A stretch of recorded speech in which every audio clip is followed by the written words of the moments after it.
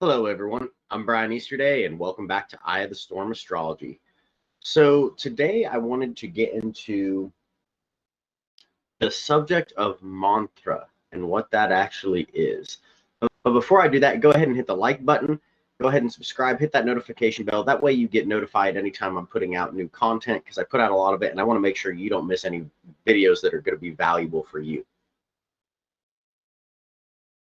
To go ahead and get into this mantra, what is that? Well, this is something that if you've been in like the spiritual community or things like that, you'll probably have heard this term thrown around. And many people think it's just chanting and everything like that, and that's not really a complete understanding of it all. So first off, let's look at the etymology of the word. So it comes from Sanskrit mani, which means is like the word for the first man, but it's also the word for mind. So we have mind, and then tra is a tool. So mantra is a tool for the mind. Well, if it's words, why is that a tool for mind? Well, when you think about the mind, how does the mind work? Well, it functions through words or images.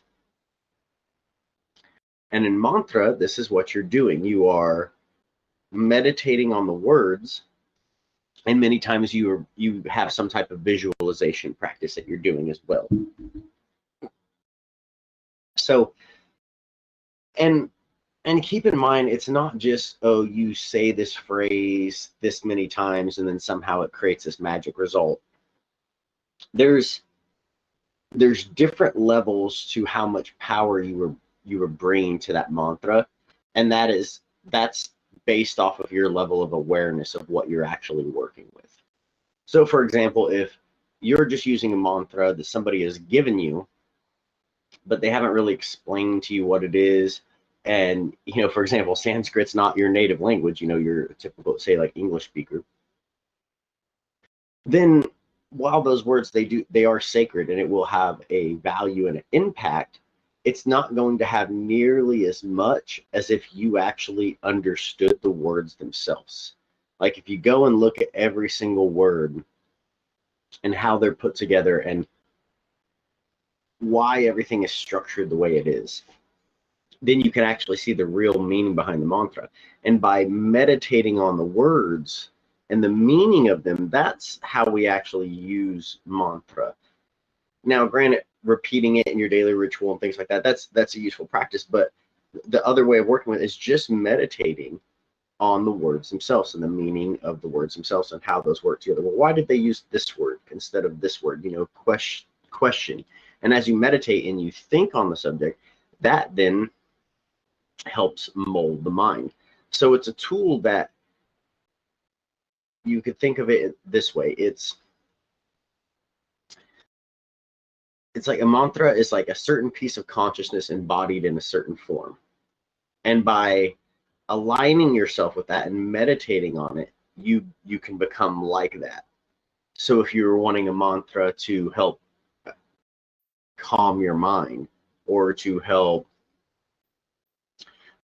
bring you abundance, whatever it may be, the idea of it is that by working with this, you're going to train your mind. It's a tool to work on your mind, words to work on your mind that are actually going to help you become like that thing, so you bring it into your life. That's the concept behind it. So it's not just this magic pill or something like that. It's a tool.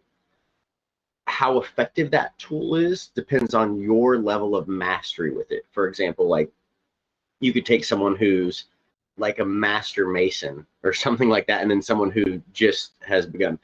What that master mason is going to be able to do with some of those tools, or like a master carpenter, anybody who's a master in their field, is going to be much more impressive than what the apprentice is going to be able to do with the same tool, because there's a level of skill and knowledge that has developed through practice.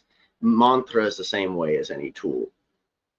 As you start to understand the language and meditate on the words and have them become part of your consciousness and take effect, that experience grows momentum over time, and your awareness of what you're doing, and to be fully aware of what you're doing and why you're doing it, that's when mantra really becomes very powerful and you get the most out of it.